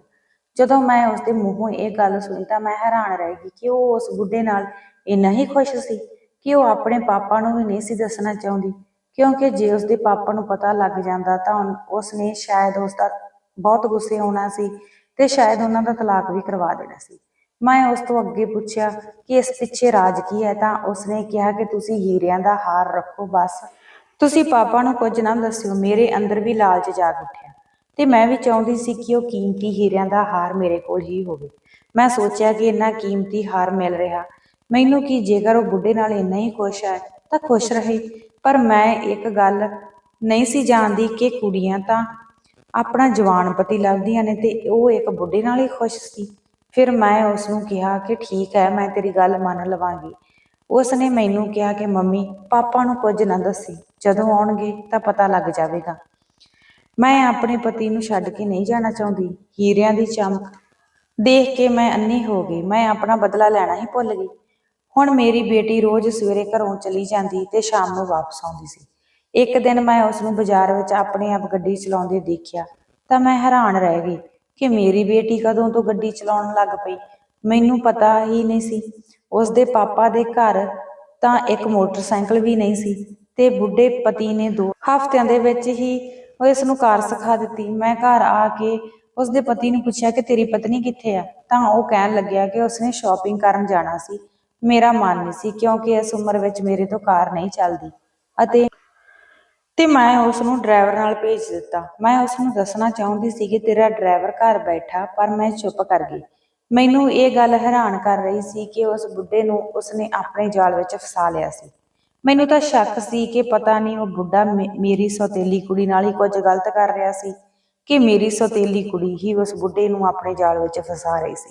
ਮੈਨੂੰ ਕੁਝ ਵੀ ਸਮਝ ਨਹੀਂ ਸੀ ਆ ਰਿਹਾ। ਫਿਰ ਮੈਂ ਇੱਕ ਦਿਨ ਆਪਣੀ ਬੇਟੀ ਨੂੰ ਕਿਹਾ ਕਿ ਆਪਣੇ ਪਤੀ ਨੂੰ ਦੁੱਧ ਦਿਆ ਕਰ, ਤਾਂ ਉਹ ਕਹਿਣ ਲੱਗੀ ਵੀ ਕਿ ਉਹਨਾਂ ਨੂੰ ਦੁੱਧ ਪੀਣਾ ਪਸੰਦ ਨਹੀਂ, ਉਹ ਤਾਂ ਆਪ ਹੀ ਲੱਸੀ ਪੀਂਦੇ ਤੇ ਮੈਨੂੰ ਵੀ ਲੱਸੀ ਹੀ ਪਿਆਉਂਦੇ ਹਨ। ਉਹ ਲੱਸੀ ਵੀ ਖੁਦ ਬਣਾ ਕੇ ਹੀ ਪੀਂਦੇ ਆ, ਕਿਸੇ ਦੇ ਹੱਥਾਂ ਦੀ ਬਣੀ ਹੋਈ ਨਹੀਂ ਪੀਂਦੇ। ਮੈਨੂੰ ਸ਼ੱਕ ਹੋਇਆ ਤਾਂ ਇੱਕ ਦਿਨ ਮੈਂ ਅਲੱਗ ਲੱਸੀ ਬਣਾ ਕੇ ਰੱਖ ਲਈ। ਜਦੋਂ ਉਹ ਰਸੋਈ ਵਿੱਚ ਆਇਆ ਤਾਂ ਮੈਂ ਬਾਹਰ ਖੜਕਾ ਕਰ ਦਿੱਤਾ। ਜਦੋਂ ਉਹ ਬਾਹਰ ਦੇਖਣ ਲੱਗਿਆ ਤਾਂ ਮੈਂ ਲੱਸੀ ਦਾ ਗਲਾਸ ਉਸੇ ਟਾਈਮ ਹੀ ਬਦਲ ਦਿੱਤਾ। ਮੈਂ ਲੱਸੀ ਲੈਬ ਵਿੱਚ ਟੈਸਟ ਕਰਾਉਣ ਲਈ ਭੇਜ ਦਿੱਤੀ। ਇਸ ਦੀ ਰਿਪੋਰਟ 2 ਦਿਨਾਂ ਬਾਅਦ ਮਿਲਣੀ ਸੀ। ਮੈਨੂੰ 2 ਦਿਨ ਇੰਤਜ਼ਾਰ ਕਰਨਾ ਪੈਣਾ ਸੀ। ਜਦੋਂ ਰਿਪੋਰਟ ਆਈ ਤਾਂ ਮੇਰੇ ਸਿਰ ਤੇ ਛੱਤ ਡਿੱਗਣ ਵਾਲੀ ਹੋ ਗਈ। ਉਸਨੇ ਦੱਸਿਆ ਕਿ ਇਸ ਲੱਸੀ ਵਿੱਚ ਜ਼ਹਿਰ ਮਿਲਿਆ ਹੋਇਆ ਸੀ। ਮੈਂ ਹੈਰਾਨ ਸੀ ਕਿ ਉਹ ਬੁੱਢਾ ਆਪ ਖੁਦ ਲੱਸੀ ਵਿੱਚ ਜ਼ਹਿਰ ਮਿਲਾ ਕੇ ਪੀਂਦਾ ਸੀ। ਮੇਰੀ ਸਮਝ ਤੋਂ ਗੱਲ ਬਿਲਕੁਲ ਬਾਹਰ, ਕਿਉਂਕਿ ਕੋਈ ਵੀ ਇਨਸਾਨ ਆਪਣੇ ਹੱਥੀਂ ਆਪਣੀ ਮੌਤ ਨਹੀਂ ਕਰ ਸਕਦਾ। ਮੈਂ ਘਰੇ ਆ ਕੇ ਉਸ ਦੇ ਅੱਗੇ ਰਿਪੋਰਟ ਕਰ ਦਿੱਤੀ ਤਾਂ ਉਹ ਕਹਿਣ ਲੱਗਿਆ, ਹਾਂ, ਇਹ ਮੈਨੂੰ ਪਤਾ ਕਿ ਇਸ ਵਿੱਚ ਜ਼ਹਿਰ ਮਿਲਿਆ ਹੋਇਆ। ਮੈਂ ਉਸ ਨੂੰ ਕਿਹਾ, ਤੁਸੀਂ ਜ਼ਹਿਰ ਕਿਉਂ ਪੀਂਦੇ ਹੋ, ਜਾਂ ਮੇਰੀ ਕੁੜੀ ਨੇ ਹੀ ਤੁਹਾਨੂੰ ਉਹ ਦਵਾਈ ਲਿਆ ਕੇ ਦਿੱਤੀ ਹੈ? ਮੈਨੂੰ ਕੁਝ ਵੀ ਸਮਝ ਨਹੀਂ ਸੀ ਆ ਰਹੀ ਕਿ ਆਖਰ ਤੁਸੀਂ ਇਸ ਤਰ੍ਹਾਂ ਕਿਉਂ ਕਰਦੇ ਹੋ। ਉਹ ਹੱਸ ਪਿਆ ਤੇ ਕਹਿਣ ਲੱਗਿਆ ਕਿ ਇੰਨਾ ਪਤਾ ਕਰ ਲਿਆ ਸੀ ਕਿ ਲੱਸੀ ਵਿੱਚ ਜ਼ਹਿਰ ਹੈ, ਹੁਣ ਇਹ ਵੀ ਪਤਾ ਕਰ ਲਾ ਮੈਂ ਕਿਉਂ ਪੀਣਾ। ਮੈਨੂੰ ਤਾਂ ਉਸ ਬੁੱਢੇ ਦਾ ਦਿਮਾਗ ਹਿੱਲਿਆ ਲੱਗਿਆ। ਮੈਨੂੰ ਡਰ ਲੱਗਣ ਲੱਗ ਪਿਆ ਕਿਤੇ ਮੇਰੇ ਖਾਣੇ ਵਿੱਚ ਹੀ ਨਾ ਜ਼ਹਿਰ ਮਿਲਾ ਦੇ ਕੇ ਦੇਣ ਲੱਗ ਪਿਆ। ਪਵੇ। ਮੈਂ ਹਸਪੀਟਲ ਗਈ ਤੇ ਮੈਂ ਆਪਣਾ ਚੈੱਕਅਪ ਕਰਵਾਇਆ ਤਾਂ ਮੇਰੀ ਰਿਪੋਰਟ ਨਾਰਮਲ ਆਈ। ਮੈਂ ਰੱਬ ਦਾ ਸ਼ੁਕਰ ਕੀਤਾ ਕਿ ਮੈਂ ਬਚ ਗਈ। ਜਦੋਂ ਮੈਂ ਵਾਪਸ ਆ ਰਹੀ ਸੀ ਤਾਂ ਮੈਂ ਆਪਣੀ ਬੇਟੀ ਨੂੰ ਉਸ ਹਸਪਤਾਲ ਵੱਲ ਜਾਂਦੇ ਦੇਖਿਆ ਤਾਂ ਮੈਂ ਵੀ ਉਸ ਦੇ ਪਿੱਛੇ ਟੈਕਸੀ ਲੈ ਕੇ ਚੱਲ ਪਈ। ਜਦੋਂ ਉਹ ਕਾਰ ਵਿੱਚੋਂ ਨਿਕਲੀ ਤਾਂ ਉਹ ਇਕੱਲੀ ਨਹੀਂ ਸੀ, ਉਸ ਦੇ ਨਾਲ ਇੱਕ ਹੋਰ ਆਦਮੀ ਸੀ। ਉਹ ਸੀ ਉਸ ਬੁੱਢੇ ਦਾ ਭਾਂਜਾ। ਮੈਨੂੰ ਗੱਲ ਸਮਝਦਿਆਂ ਦੇਰ ਨਾ ਲੱਗੀ। ਮੈਂ ਸੋਚਿਆ ਕਿ ਇਸ ਦੇ ਨਾਲ ਚੱਕਰ ਚੱਲ ਰਿਹਾ ਤੇ ਬੁੱਢੇ ਆਦਮੀ ਨੇ ਦੁਖੀ ਹੋ ਕੇ ਇਹ ਕੰਮ ਕੀਤਾ। ਜਦੋਂ ਉਹ ਹਸਪਤਾਲ ਤੋਂ ਵਾਪਸ ਆਉਣ ਲੱਗੀ ਤਾਂ ਮੈਂ ਉਸ ਦੇ ਅੱਗੇ ਖੜੀ ਸੀ। ਉਸਨੇ ਮੈਨੂੰ ਦੇਖ ਕੇ ਉਸ ਦਾ ਰੰਗ ਪੀਲਾ ਪੈ ਗਿਆ। ਮੈਂ ਕਿਹਾ ਕਿ ਤੂੰ ਹਸਪਤਾਲ ਕੀ ਕਰਦੀ ਆ? ਤਾਂ ਉਸਨੇ ਕਿਹਾ ਕਿ ਮੇਰੇ ਸਰੀਰ ਵਿੱਚ ਜ਼ਹਿਰ ਫੈਲ ਗਿਆ। ਮੈਨੂੰ ਪਤਾ ਨਹੀਂ ਲੱਗ ਰਿਹਾ ਕਿ ਕਿਸ ਤਰ੍ਹਾਂ ਫੈਲ ਰਿਹਾ। ਫਿਰ ਮੈਨੂੰ ਸਮਝਦਿਆਂ ਦੇਰ ਨਾ ਲੱਗੀ ਤਾਂ ਮੈਂ ਉਸ ਨੂੰ ਦੱਸਿਆ ਕਿ ਜਿਹੜਾ ਤੇਰਾ ਪਤੀ ਰਾਤ ਨੂੰ ਲੱਸੀ ਪੀਂਦਾ ਉਸ ਵਿੱਚ ਜ਼ਹਿਰ ਹੁੰਦਾ ਤੇ ਉਹ ਤੈਨੂੰ ਆਪ ਬਿਨਾਂ ਜ਼ਹਿਰ ਤੋਂ ਲੱਸੀ ਪੀਂਦਾ ਸੀ ਤੇ ਉਹ ਤੇਰੇ ਲਈ ਜ਼ਹਿਰ ਵਾਲੀ ਲੈ ਕੇ ਜਾਂਦਾ ਸੀ। ਉਸਨੇ ਪਹਿਲਾਂ ਆਪ ਲੱਸੀ ਦਾ ਗਲਾਸ ਇੱਕ ਦਿਨ ਪੀ ਲਿਆ ਸੀ। ਇਹ ਸੁਣ ਕੇ ਉਹ ਤਾਂ ਬਹੁਤ ਰੋਣ ਲੱਗ ਪਈ। ਮੈਨੂੰ ਕਹਿਣ ਲੱਗੀ ਕਿ ਇਹ ਸਭ ਤੁਹਾਡੇ ਕਰਕੇ ਹੋ ਰਿਹਾ।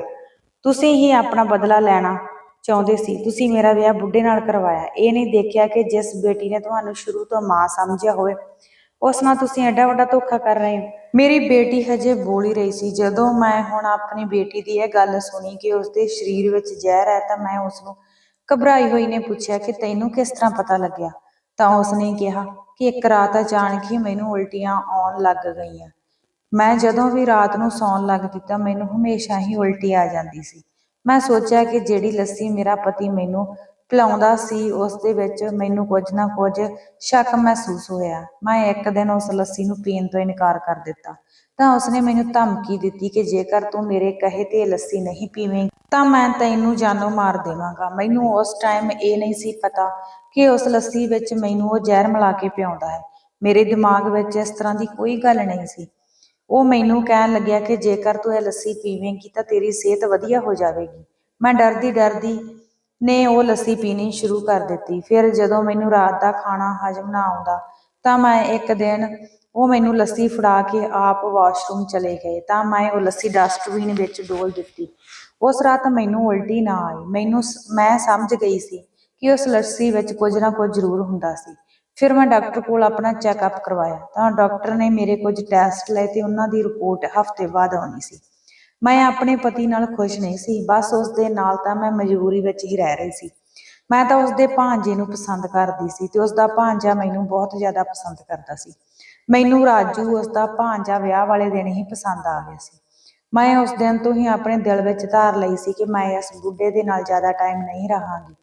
ਮੈਂ ਹਮੇਸ਼ਾ ਹੀ ਜਦੋਂ ਮੇਰਾ ਬੁੱਢਾ ਪਤੀ ਘਰ ਨਹੀਂ ਸੀ ਹੁੰਦਾ ਤਾਂ ਮੈਂ ਉਦੋਂ ਰਾਜੂ ਨਾਲ ਫੋਨ ਤੇ ਗੱਲਬਾਤ ਕਰ ਲੈਂਦੀ ਸੀ।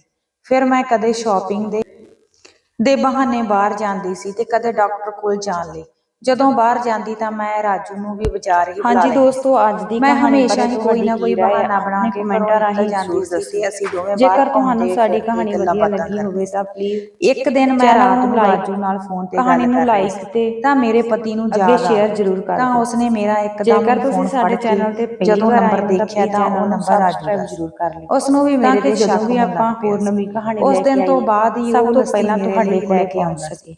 ਮੈਂ ਮੈਨੂੰ ਜ਼ਬਰਦਸਤੀ ਕਹਾਣੀ ਦੇ ਨਾਲ ਮੈਨੂੰ ਹਮੇਸ਼ਾ ਇਹੀ ਕਹਿੰਦਾ ਸੀ ਕਿ ਜੇਕਰ ਤੂੰ ਇਹ ਲੱਸੀ ਪੀਵੇਂਗੀ ਤਾਂ ਤੇਰੀ ਸਰੀਰ ਵਿੱਚ ਤਾਕਤ ਹੋ ਜਾਵੇਗੀ। ਕਿਉਂਕਿ ਮੇਰੀ ਉਮਰ ਛੋਟੀ ਸੀ ਤੇ ਉਸਦੀ ਉਮਰ ਵੱਡੀ ਤੇ ਮੈਨੂੰ ਕਹਿੰਦਾ ਸੀ ਕਿ ਤੇਰੇ ਸਰੀਰ ਵਿੱਚ ਵੀ ਮੇਰੇ ਜਿੰਨੀ ਹੀ ਤਾਕਤ ਹੋਣੀ ਚਾਹੀਦੀ ਹੈ। ਮੈਂ ਵੀ ਰੋਜ਼ ਰਾਤ ਨੂੰ ਇਹ ਲੱਸੀ ਪੀਣਾ। ਫਿਰ ਜਦੋਂ ਮੈਂ ਲੱਸੀ ਪੀ ਲੈਂਦੀ ਤਾਂ ਉਸ ਤੋਂ ਬਾਅਦ ਮੇਰਾ ਜੀ ਕੱਚਾ ਹੋਣ ਲੱਗ ਪੈਂਦਾ ਸੀ।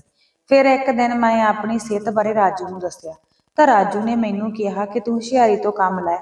ਤੈਨੂੰ ਮੇਰਾ ਮਾਮਾ ਕੁਝ ਨਾ ਕੁਝ ਜ਼ਰੂਰ ਮਿਲਾ ਕੇ ਖਵਾਉਂਦਾ ਹੋਵੇਗਾ ਜਿਸ ਦੇ ਨਾਲ ਹੀ ਤੇਰੀ ਇਹ ਸਿਹਤ ਇਸ ਤਰ੍ਹਾਂ ਹੁੰਦੀ ਹੈ। ਤਾਂ ਉਸਨੇ ਮੈਨੂੰ ਕਿਹਾ ਕਿ ਆਪਾਂ ਕਿਸੇ ਡਾਕਟਰ ਕੋਲ ਤੇਰਾ ਚੈੱਕਅਪ ਕਰਵਾਉਣੇ ਆ। ਜਦੋਂ ਅਸੀਂ ਇੱਕ ਦਿਨ ਡਾਕਟਰ ਕੋਲ ਚੈੱਕਅਪ ਕਰਵਾਉਣ ਗਏ ਤਾਂ ਡਾਕਟਰ ਨੇ ਮੇਰੇ ਕੁਝ ਟੈਸਟ ਲਏ ਤੇ ਉਸ ਦੀ ਰਿਪੋਰਟ ਇੱਕ ਹਫ਼ਤੇ ਬਾਅਦ ਆਉਣੀ ਸੀ। ਅੱਜ ਉਸ ਦੀ ਰਿਪੋਰਟ ਨੂੰ ਇੱਕ ਹਫ਼ਤਾ ਹੋ ਗਿਆ ਸੀ। ਅਸੀਂ ਉਹੀ ਰਿਪੋਰਟ ਲੈਣ ਲਈ ਆਏ ਸੀ ਤਾਂ ਸਾਨੂੰ ਡਾਕਟਰ ਨੇ ਦੱਸਿਆ ਕਿ ਤੁਹਾਨੂੰ ਸਲੋ ਪੋਇਜ਼ਨ ਕਿਸੇ ਚੀਜ਼ ਵਿੱਚ ਮਿਲਾ ਕੇ ਦਿੱਤਾ ਜਾ ਰਿਹਾ ਜਿਸ ਦੇ ਨਾਲ ਤੁਹਾਡੀ ਹੌਲੀ-ਹੌਲੀ ਮੌਤ ਹੋ ਜਾਵੇਗੀ। ਮੇਰਾ ਸ਼ੱਕ ਯਕੀਨ ਦੇ ਵਿੱਚ ਬਦਲ ਗਿਆ। ਮੈਨੂੰ ਹੁਣ ਆਪਣੇ ਪਤੀ ਤੇ ਪੂਰਾ ਸ਼ੱਕ ਸੀ ਕਿ ਉਹ ਮੈਨੂੰ ਮਾਰਨ ਦੀ ਕੋਸ਼ਿਸ਼ ਕਰਦਾ ਸੀ, ਕਿਉਂਕਿ ਉਸ ਨੂੰ ਪਤਾ ਸੀ ਕਿ ਮੈਂ ਉਸਦੇ ਭਾਂਜੇ ਨੂੰ ਪਸੰਦ ਕਰਦੀ ਹਾਂ। ਮੈਂ ਤਾਂ ਉਸਦੇ ਨਾਲ ਮਜਬੂਰੀ ਵਿੱਚ ਰਹਿ ਰਹੀ ਸੀ, ਤੇ ਜਿਸ ਦਿਨ ਮੈਂ ਤੁਹਾਡਾ ਫੋਨ ਸੁਣਿਆ ਤੇ ਤੁਸੀਂ ਆਪਣੀ ਸਹੇਲੀ ਨਾਲ ਗੱਲ ਕਰ ਰਹੇ ਸੀ, ਤਾਂ ਉਸ ਦਿਨ ਮੈਨੂੰ ਤੁਹਾਡੇ ਤੇ ਬਹੁਤ ਗੁੱਸਾ ਆਇਆ ਕਿ ਤੁਸੀਂ ਆਪਣਾ ਬਦਲਾ ਲੈਣ ਲਈ ਮੇਰਾ ਵਿਆਹ ਇੱਕ ਬੁੱਢੇ ਨਾਲ ਕਰ ਦਿੱਤਾ। ਮੈਂ ਤਾਂ ਤੁਹਾਨੂੰ ਹਮੇਸ਼ਾ ਹੀ ਛੋਟੇ ਹੁੰਦਿਆਂ ਤੋਂ ਹੀ ਆਪਣੀ ਸਕੀ ਮਾਂ ਵਾਂਗ ਹੀ ਸਮਝਿਆ ਸੀ, ਕਿਉਂਕਿ ਮੈਂ ਤਾਂ ਆਪਣੀ ਮਾਂ ਨੂੰ ਦੇਖਿਆ ਤੱਕ ਵੀ ਨਹੀਂ ਸੀ। ਮੇਰੀ ਮਾਂ ਮੈਨੂੰ ਜਨਮ ਦੇਣ ਵੇਲੇ ਹੀ ਮਰ ਗਈ ਸੀ, ਪਰ ਤੁਸੀਂ ਮੇਰਾ ਵਿਸ਼ਵਾਸ ਤੋੜਿਆ ਤੇ ਪਾਪਾ ਦੇ ਕੰਮਾਂ ਦੀ ਸਜ਼ਾ ਮੈਨੂੰ ਭੁਗਤਣੀ ਪਈ। ਤੁਹਾਡੀ ਪਾਪਾ ਦੇ ਨਾਲ ਦੁਸ਼ਮਣੀ ਸੀ, ਇਸ ਵਿੱਚ ਤੁਸੀਂ ਮੈਨੂੰ ਮੋਹਰਾ ਬਣਾਇਆ। ਮੇਰੀ ਸਤੇਲੀ ਬੇਟੀ ਮੇਰੇ ਸਾਹਮਣੇ ਹੱਥ ਜੋੜ ਕੇ ਬਹੁਤ ਰੋ ਰਹੀ ਸੀ, ਤੇ ਮੈਨੂੰ ਵੀ ਉਸ ਤੇ ਬਹੁਤ ਤਰਸ ਆ ਰਿਹਾ ਸੀ, ਤੇ ਮੈਂ ਹੁਣ ਆਪਣੇ ਕੀਤੇ ਗੁਨਾਹ ਤੇ ਪਛਤਾ ਰਹੀ ਸੀ, ਕਿਉਂਕਿ ਮੇਰੀ ਵਜ੍ਹਾ ਨਾਲ ਹੀ ਅੱਜ ਉਹ ਮੌਤ ਦੇ ਮੂੰਹ ਵਿੱਚ ਖੜੀ ਸੀ। ਫਿਰ ਮੈਂ ਤੇ ਰਾਜੂ ਨੇ ਉਸਦਾ ਇੱਕ ਵਧੀਆ ਡਾਕਟਰ ਤੋਂ ਇਲਾਜ ਕਰਵਾਇਆ। ਡਾਕਟਰ ਨੇ ਕਿਹਾ ਹੈ ਕਿ ਇਹ ਸਰੀਰ ਵਿੱਚੋਂ ਜ਼ਹਿਰ ਕੱਢਣ ਲਈ ਘੱਟ ਤੋਂ ਘੱਟ 6 ਮਹੀਨੇ ਦਾ ਸਮਾਂ ਲੱਗੇਗਾ। ਮੈਂ ਤੇ ਰਾਜੂ ਮੇਰੀ ਸੌਤੇਲੀ ਧੀ ਨੂੰ ਉਸ ਡਾਕਟਰ ਕੋਲ ਹਫਤੇ ਦੇ ਹਫਤੇ ਲੈ ਕੇ ਜਾਂਦੇ ਸੀ। ਉਸ ਦੀ ਸਿਹਤ ਵਿੱਚ ਹੁਣ ਹੌਲੀ ਹੌਲੀ ਸੁਧਾਰ ਹੋਣ ਲੱਗ ਪਿਆ ਸੀ।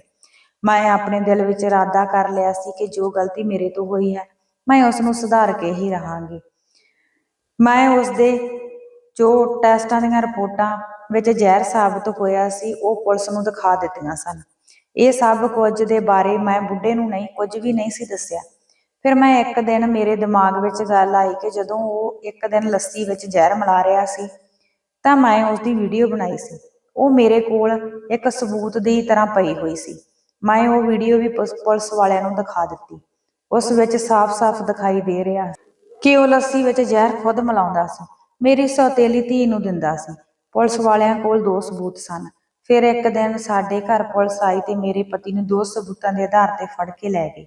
ਉਸ ਨੂੰ ਉਮਰ ਕੈਦ ਦੀ ਸਜ਼ਾ ਹੋ ਗਈ, ਪਰ ਉਹ ਆਪਣੀ ਸਜ਼ਾ ਭੁਗਤਣ ਤੋਂ ਪਹਿਲਾਂ ਹੀ ਉਸਦੀ 2 ਮਹੀਨਿਆਂ ਬਾਅਦ ਹੀ ਜੇਲ੍ਹ ਵਿੱਚ ਉਸਦੀ ਮੌਤ ਹੋ ਗਈ।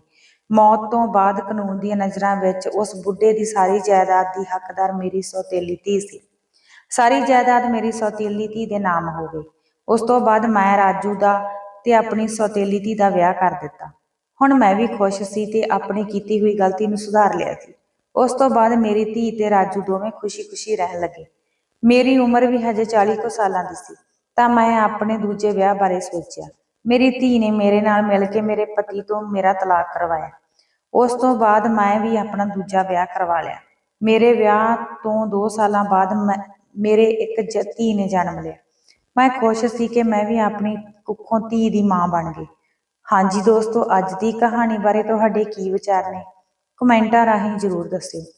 ਕਈ ਵਾਰ ਮਾਂ-ਬਾਪ ਦੀ ਕੀਤੀ ਹੋਈ ਗਲਤੀ ਬੱਚਿਆਂ ਨੂੰ ਭੁਗਤਣੀ ਪੈਂਦੀ ਹੈ, ਪਰ ਇਹ ਸਭ ਗਲਤ ਹੈ, ਕਿਉਂਕਿ ਪ੍ਰਮਾਤਮਾ ਵੀ ਇਹੀ ਕਹਿੰਦੇ ਹਨ ਕਿ ਜੇਕਰ ਕੋਈ ਵੀ ਆਪਣੇ ਨਾਲ ਬੁਰਾ ਕਰਦਾ, ਤਾਂ ਅੱਗੋਂ ਆਪਾਂ ਵੀ ਜੇ ਉਸਦਾ ਜਵਾਬ ਬੁਰਾਈ ਨਾਲ ਹੀ ਦੇਈਏ, ਤਾਂ ਉਸਦੇ ਵਿੱਚ ਤੇ ਆਪਣੇ ਵਿੱਚ ਕੀ ਫਰਕ ਰਹਿ ਜਾਵੇਗਾ?